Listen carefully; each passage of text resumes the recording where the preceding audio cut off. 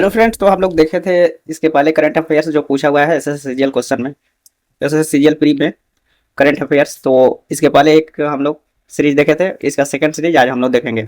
उसमें 50 क्वेश्चन किए थे, जो कि वो सभी एसएस सीजीएल प्री क्वेश्चन में पूछा हुआ था। और उसके बाद आज 51 से हम लोग करेंगे। ठीक है, आज टोटल 100 जो भी 120 था टोटल करेंगे आज। ठीक है, तो 51 से आज स्टार्ट करेंगे।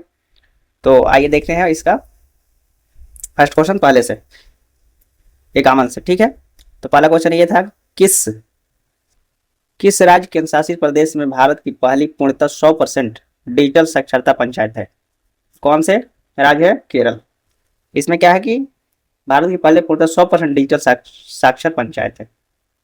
नेक्स्ट क्वेश्चन है कि 10 जुलाई 2023 को उड़ीसा राज्य ने किस दक्षिण पूर्व द्रविड़ भाषा को भारत के संविधान की 8वीं अनुसूची में शामिल करने की मंजूरी दी गई है? 10 जुलाई 2023 को उड़ीसा राज्य ने किस दक्षिण पूर्वी द्रविड़ भाषा को भारत के किस संविधान की 8वीं सूची में शामिल करने की मंजूरी दी है? पुई। ठीक है, पुई भाषा। नेक्स्ट क्वेश्चन पूछा था कि कौन सा हवाई अड्डा भारत के पहले कार्बन न्यूट्रल हवाई अड्डे के रूप में बनाया जा रहा है? तो यह है लेह हवाई अड्डा। कौन सा हवाई अड्डा भारत के पहले कार्बन न्यूट्रल हवाई अड्डे के रूप में बनाया जा रहा है? तो लेह हवाई अड्डा। नेक्स्ट क्वेश्चन पूछा था 9 अगस्त 2021 को संसद ने सीमित देयता भागीदारी संशोधन विधेयक 2021 पारित किया था। इसने डैश में संशोधन किया गया था? तो सीमित देयता भागीदारी अधिनियम 2008 में यह संशोधन किया गया था। ठीक है, नेक्स्ट क्वेश्चन पूछा था कि अप्रैल 2024 में डैश को भारत ब्रिटिश उच्चायुक्त के रूप में नियुक्त किया गया। किसको किया गया? लिंडी कैमरॉन को। अप्रैल 2024 में डैश को भारत में ब्रिटिश उच्चायुक्त के रूप में नियुक्त किया गया, तो लिंडी कैमरॉन। अगस्त 2023 तक किस राज्य में भारत का पहला पूरी तरह से कार्यात्मक रूप से साक्षर जिला है? तो मध्य प्रदेश। अगस्त 2023 तक किस राज्य में भारत का पहला पूरी तरह कार्यात्मक रूप से साक्षर जिला है? तो मध्य प्रदेश। नेक्स्ट क्वेश्चन है खेलो इंडिया यूथ गेम्स 2023 के 5वें संस्करण में की मेजबानी जनवरी फरवरी 2023 में डैश द्वारा की गई थी? तो मेजबानी किया था मध्य प्रदेश। खेलो इंडिया यूथ गेम 2023 के 5वें संस्करण की मेजबानी जनवरी फरवरी 2023 में डैश द्वारा की गई थी? तो मध्य प्रदेश किया था। ठीक है, नेक्स्ट क्वेश्चन वर्ष 2022 में किस राज्य ने पहली बार प्रवासन निगरानी प्रणाली शुरू की है? वर्ष 2022 में किस राज्य ने पहली प्रवासन निगरानी प्रणाली शुरू की है? तो महाराष्ट्र सरकार। महाराष्ट्र सरकार। नेक्स्ट क्वेश्चन है, कितना बड़ा क्वेश्चन है ये, देखो ये भी क्वेश्चन पूछा हुआ था। अगस्त 2021 में लक्षद्वीप के प्रशासक प्रफुल्ल खोड़ा पटेल ने इस बात पर प्रकाश डाला है कि शैली के जल बिल्ला एक परियोजना जो अपनी तरह की पहली परियोजना है केंद्र शासित प्रदेश के प्राकृतिक सुंदरता के पर्यटकों को आकर्षित करने के लिए जल्द ही लक्षद्वीप में 800 करोड़ रुपए की लागत से स्थापित की जाएगी। तो ये मालदीव में। ठीक है, नेक्स्ट क्वेश्चन है 31 मार्च 2024 तक की स्थिति के अनुसार गृह मंत्रालय के अलावा किस मंत्रालय का नेतृत्व श्री अमित शाह कर रहे हैं? तो सहकारिता मंत्रालय। 31 मार्च 2024 तक की स्थिति के अनुसार गृह मंत्रालय के अलावा किस मंत्रालय का नेतृत्व अमित शाह कर रहे हैं? सहकारिता मंत्रालय। नेक्स्ट क्वेश्चन पूछा था कि वर्ष 2021 में किस मंत्रालय ने कॉर्पोरेट सामाजिक और उत्तरदायित्व से संबंधित संशोधन अधिनियम प्रकाशित किए? तो कॉर्पोरेट कार्य मंत्रालय। ठीक है, अब नेक्स्ट क्वेश्चन आते हैं।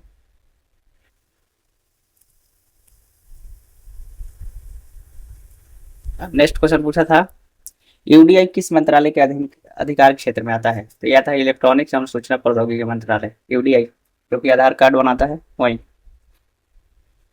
2022 में राष्ट्रीय हरित अधिकरण किस मंत्रालय को राज्य पर्यावरण प्रभाव मूल्यांकन प्राधिकरण के लिए दिशा निर्देश तैयार करने के लिए 3 स्तरीय पैनल बनाने की सलाह दी है?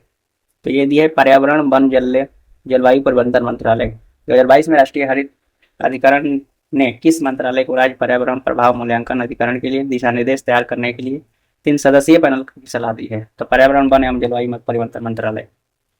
नेक्स्ट क्वेश्चन दीनदयाल अंत्योदय योजना भारत सरकार के किस मंत्रालय द्वारा शुरू की गई थी? ये की गई थी ग्रामीण विकास मंत्रालय द्वारा। ग्रामीण विकास मंत्रालय द्वारा। डैश को मरणोत्तर 2023 में सार्वजनिक मामलों के क्षेत्र में भारत के दूसरे सबसे बड़े नागरिक पुरस्कार पद्म विभूषण से सम्मानित किया गया? तो मुलायम सिंह यादव को। देश को मरोकना 2023 में सार्वजनिक मामलों के क्षेत्र में भारत के दूसरे सबसे बड़े नागरिक पुरस्कार पद्म विभूषण से सम्मानित किया गया? मुलायम सिंह यादव को। राज्य के पूर्व मंत्री और भाजपा गठबंधन सहयोगी आईपीएफटी के पूर्व अध्यक्ष डैश को 2023 में पद्मश्री पुरस्कार मरणोपरांत प्राप्त हुआ? तो ये हुआ नरेंद्र चंद्र देववर्मन को। ठीक है, नेक्स्ट क्वेश्चन है एफआई 2025 के लिए देश के बुनियादी ढांचे के दृष्टिकोण और भारत में आयोजित होने वाले वैसे पहले अभ्यास को डैश नाम दिया गया था? तो राष्ट्रीय अवसंरचना पाइपलाइन। ठीक है, नेक्स्ट क्वेश्चन पूछा था कि मार्च 2023 में भारत सरकार द्वारा शुरू की गई साक्षरता से संबंधित केंद्र प्रायोजित योजनाओं का नाम क्या है? तो नव भारत साक्षरता कार्यक्रम। मार्च 2023 में भारत सरकार द्वारा शुरू की गई साक्षरता से संबंधित केंद्र प्रायोजित योजनाओं का नाम क्या है? तो नव भारत साक्षरता कार्यक्रम। जुलाई 2021 में किस व्यक्ति ने खुद को खादी प्राकृतिक पेंट के ब्रांड एम्बेसडर के तौर पर घोषित किया? तो नितिन गडकरी।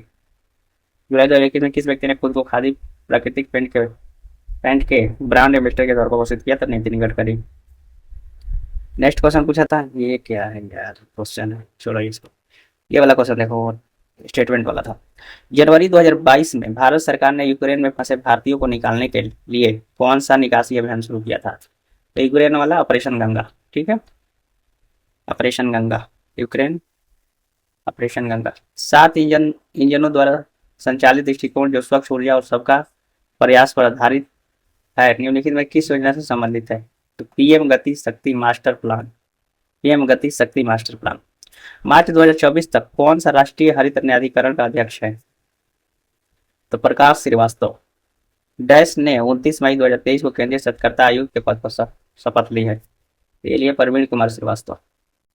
नेक्स्ट क्वेश्चन पूछा था कि 2 मार्च 2023 को सर्वोच्च न्यायालय ने चुनाव आयोग की नियुक्तियों के मामले में एक आदेश जारी किया है। इस आदेशानुसार नियुक्तियां निम्नलिखित में से किस सदस्यों वाली समिति की सिफारिश के तहत की गई जाएगी? किसके तहत की जाएगी? तो प्रधानमंत्री, विपक्ष के नेता और भारत के मुख्य न्यायाधीश के बीच। नेक्स्ट क्वेश्चन था कि प्रकाश सिंह बादल का अप्रैल 2023 में निधन हो गया। उन्होंने पांच बार देश के मुख्यमंत्री के पद पर संभाला पंजाब। प्रकाश सिंह बादल को अप्रैल 2023 में निधन हो गया। उन्होंने 5 बार देश के मुख्यमंत्री के रूप में संभाला, पंजाब के मुख्यमंत्री प्रकाश सिंह बादल। निम्नलिखित में से किस राज्य ने भारत का पहला स्वास्थ्य देखभाल का अधिकार अधिनियम 2022 पेश किया है? तो Rajasthan. Right to health care act 2022 Rajasthan. किसे 2021 से 2025 की अवधि के लिए सदस्य के रूप में जुलाई 2021 में संयुक्त राष्ट्र कर समिति में नियुक्त किया गया था? रसीम रंजन दास। नेक्स्ट क्वेश्चन पूछा था कि निम्नलिखित में से कौन सा वर्ष 2014 में भारत सरकार द्वारा शुरू किए गए नमामि गंगे कार्यक्रम का मुख्य स्तंभों में से एक नहीं है? तो नदी जोड़ना विकास, ये नहीं है और सब है। ठीक है, नेक्स्ट क्वेश्चन है निम्नलिखित में से किसे संयुक्त राष्ट्र सामाजिक विकास आयोग के 62वें सत्र के अध्यक्ष के रूप में चुना गया है? तो रुचिरा कंबोज। निम्नलिखित में से किसे संयुक्त राष्ट्र सामाजिक विकास आयोग के 62वें सत्र के अध्यक्ष के रूप में चुना गया है? तो रुचिरा कंबोज। नेक्स्ट क्वेश्चन पूछा था कि 12 फरवरी 2023 को भारत के राष्ट्रपति ने राज्यों के राज्यपाल की नियुक्ति की। निम्नलिखित में से कौन सा सही सुमेलित नहीं है? तो एस अब्दुल नजीर बिहार। 12 फरवरी 2023 को भारत के राष्ट्रपति ने राज्यों के राज्यपाल की नियुक्ति की, में से कौन सा सही सुमेलित नहीं है? तो S Abdul Nazeer Bihar. Next question है मार्च 2023 में रसीम शुक्ला को किस संगठन के महानिदेशक के रूप में नियुक्त किया गया था? तो सशस्त्र सीमा बल। मार्च 2023 में रसीम शुक्ला को किस संगठन के महानिदेशक के रूप में नियुक्त किया गया था? तो सशस्त्र सीमा बल। मई 2023 में सर्वोच्च न्यायालय ने पोस से संबंधित किस अधिनियम को मंजूरी करने के लिए दिशा निर्देश दिए जारी किया? तो कार्यस्थल पर महिलाओं के यौन उत्पीड़न। 31 मार्च 2024 तक संघ लोक सेवा आयोग के अध्यक्ष को कौन है? 31 मार्च 2024 तक संघ लोक सेवा आयोग का अध्यक्ष कौन है? तो श्री मनोज सोनी। नेक्स्ट क्वेश्चन है, जनवरी 2023 तक पुडुचेरी के मुख्यमंत्री कौन है? तो Shri N Rangaswamy. Next question है, जनवरी 2023 में कैप्टन शिव चौहान किस युद्ध क्षेत्र तैनात में होने वाली पहली महिला अधिकारी होने के कारण चर्चा में थी? तो सियाचिन में। मई 2023 में कर्नाटक के मुख्यमंत्री के रूप में किसे शपथ ली है? तो सिद्धारमैया। नेक्स्ट क्वेश्चन पूछा था कि नवंबर 2022 में ईडब्ल्यूए संरक्षण किस आयोग के सिफारिश के आधार पर प्रदान किया गया था? तो सिंहो आयोग, सिंहो, ईडब्ल्यूएस सिंहो। नेक्स्ट क्वेश्चन, कर्नाटक के पूर्व मुख्यमंत्री डैश को 2023 में सार्वजनिक मामलों में उनके योगदान के लिए नई दिल्ली राष्ट्रपति भवन में पद्म विभूषण प्राप्त हुआ है? एस.एम. कृष्णा।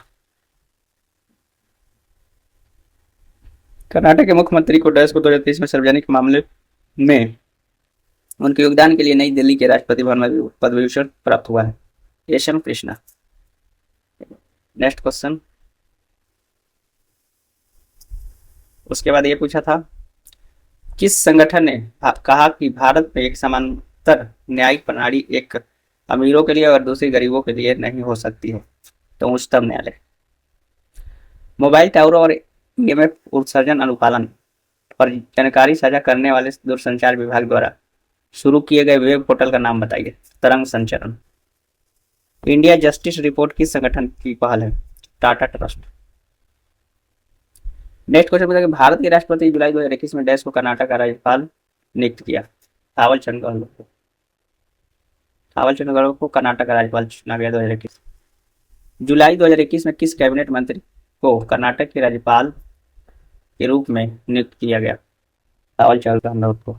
ठीक है, ये 2 बार क्वेश्चन हो गया। ठीक, नेक्स्ट क्वेश्चन पूछा कि मणिपुर के पूर्व केंद्रीय मंत्री डैश को पिछले 4 दशकों में सार्वजनिक मामलों में उनके योगदान के लिए केंद्र सरकार द्वारा 2023 में पद्मश्री से सम्मानित किया गया था? तो थौनाओजम चाओबा। ठीक है, नेक्स्ट क्वेश्चन कि अप्रैल 2023 में भारत के विदेश मंत्री एस जयशंकर ने किस घाट के जीर्णोद्धार के लिए परियोजना की शुरुआत की थी? तुलसी घाट। डैश भारत की केंद्र सरकार द्वारा प्रायोजित प्रसिद्ध योजनाओं में से एक है।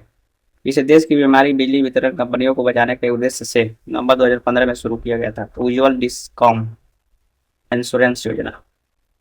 उज्ज्वल डिस्कॉम इंश्योरेंस योजना। नेक्स्ट क्वेश्चन पूछा था कि समुद्री जल विविधता रोधी विधेयक 2022 को प्रभावी बनाने के लिए अधिनियमित किया गया था? तो खुले समुद्र में समुद्री डकैती के दमन से संबंधित समुद्री कानून पर संयुक्त राष्ट्र सम्मेलन। नेक्स्ट क्वेश्चन पूछा कि वर्ष 2022 में भारत सरकार के मुख्य आर्थिक सलाहकार के रूप में किसे नियुक्त किया गया था? तो बी अनंत नागेश्वरन। वर्ष 2023 में भारत सरकार भारतीय मूल के शोधकर्ताओं को देश के उच्च शिक्षण संस्थाओं को लाने के लिए निम्नलिखित में से कौन सी योजना शुरू की गई है? तो वैभव। अप्रैल 2023 में बिग कमांडर दीपिका मिश्रा को कौन सा पुरस्कार मिला? तो आयुष सेना पदक। अप्रैल 2023 में बिग कमांडर दीपिका मिश्रा को कौन सा पुरस्कार मिला? तो आयुष सेना पदक। दिनेश के त्रिपाठी जनवरी 2024 में डैश के रूप में नियुक्त किया गया था? तो नौसेना स्टाफ के उप प्रमुख। और लास्ट था करंट का क्वेश्चन ये है कि जुलाई 2021 में किस राज्य सरकार ने एक तदर्थ समिति की रिपोर्ट का समर्थन करते हुए एक प्रस्तावित पारित किया जिसमें एक विधान परिषद बनाने का समर्थन किया गया था? तो पश्चिम बंगाल। तो हमारे जितने भी क्वेश्चन सीजीएल में करंट का क्वेश्चन पूछा थे, टोटल 104 क्वेश्चन पूछा हुआ था और 104 ये हम लोग पूरा कंप्लीट कर लिए हैं। अब जो जैसे कि एमटीएस का एग्जाम चल रहा है तो इसी से करंट क्वेश्चन पूछेगा, इसको एक बार 2 बार आप लोग देख लीजिएगा जिससे कि आगामी जो भी एग्जाम हो रहा है उसमें पूछा जा सकता है। ठीक है, जैसे रेलवे हो गया और एसएससी एमटीएस हो रहा है और मेंस भी होगा तो उससे भी पूछ सकता है। तो ये जितने भी करंट 104 है टोटल, तो ये महत्वपूर्ण है। तो आई होप ये वीडियो आप लोग को अच्छा लगा होगा। तो प्लीज़ चैनल को सब्सक्राइब कीजिएगा, लाइक कीजिएगा, कमेंट कीजिएगा। Thanks for watching.